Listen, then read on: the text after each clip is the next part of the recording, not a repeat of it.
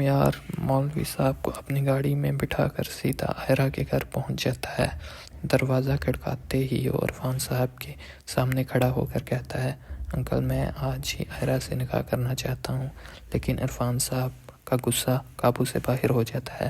وہ کامیار کو زور سے دھکا دے کر گھر سے نکال دیتا ہے اور صاف انکار کر دیتے ہیں، میری بیٹی کوئی کھلونا نہیں ہے، اس کا نکاح تم سے کبھی نہیں ہوگا۔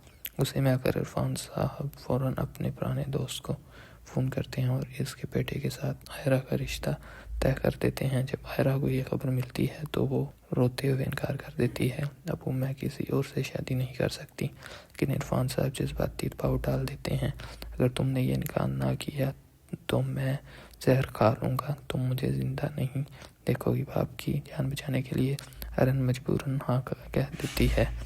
اسی دوران اشفاق دوڑتا ہوا کامیار کے پاس آتا ہے اور اسے خبر دیتا ہے کہ عائرہ کی شادی کل ہی طے ہو گئی ہے۔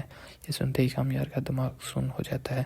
وہ غصے میں کہتا ہے، عائرہ صرف میری ہے، میں اسے کسی اور کا نہیں ہونے دوں گا۔ پاگل پن میں آ کر وہ ایک گھٹیا حرکت کرتا ہے، کچھ لوگوں کو پیسے دے کر عائرہ کی جعلی اور شرمناک ویڈیو تیار کرواتا ہے تاکہ اس کی شادی رک جائے۔ نکاح کا دن آ جاتا ہے، فلک عائرہ کو دلہن بنا کر حال میں لاتی ہے۔ عائرہ بے حد خوبصورت لگ رہی ہوتی ہے، لیکن اسی لمحے کامیار وہ جعلی ویڈیو دولہے اور اس کے گھر والوں کے موبائل پر بھیج دیتا ہے۔ ویڈیو دیکھتے ہی دولہا اس کے والد کے ہوش اڑ جاتے ہیں۔ دولہا سب کے سامنے چیختا ہے، میں ایسی بدکردار لڑکی سے شادی نہیں کر سکتا۔ عرفان صاحب ہاتھ جوڑ کر منتیں کرتے ہیں، بیٹا یہ سب جھوٹ ہے، میری بیٹی ایسی نہیں ہے، براہ کرم نکاح کر لو۔ لیکن دولہا بارات لے کر واپس چلا جاتا ہے۔ بیٹی کی شادی ٹوٹتے دیکھ کر اور بدنامی برداشت نہ کر پانے کے باعث عرفان صاحب کو شدید صدمہ پہنچتا ہے اور وہ دل کا دورہ پڑنے سے گر جاتے ہیں۔ گھر میں گہرام مچ جاتا ہے۔ عائرہ اور فلک انہیں فوراً اسپتال لے جاتے ہیں۔ ڈاکٹر کہتے ہیں کہ ان کی حالت انتہائی نازک ہے اور دعا کی ضرورت ہے۔ جب یہ خبر کامیار کو ملتی ہے تو اس کا غصہ ختم ہو جاتا ہے اور اس سے اپنی حرکت پر شدید پچھتاوا ہوتا ہے۔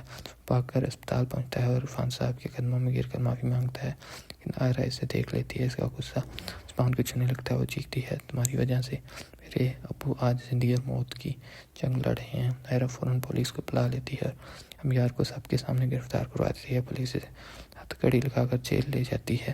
کچھ دنوں بعد عرفان صاحب کی طبیعت سنبھل جاتی ہے۔ ہوش میں آتے ہی وہ فیصلہ کرتا ہے کہ عائرہ کو اس ماحول سے دور لے جانا چاہتا ہے۔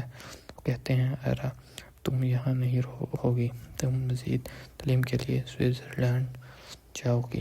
عائرہ بھاری دل کے ساتھ ہاں کر دیتی ہے اور وہ سامان باندھ کر ایئرپورٹ کے لیے روانہ ہو جاتی ہے۔ جیل میں اشتیاق کامیار سے ملاقات کرتا ہے اور اسے بتاتا ہے کہ عائرہ ہمیشہ کے لیے ملک چھوڑ رہی ہے۔ یہ سن کر کامیار ٹوٹ جاتا ہے۔ وہ اپنے والد سہیل صاحب کو فون کر کے روتا ہے اور مدد مانگتا ہے۔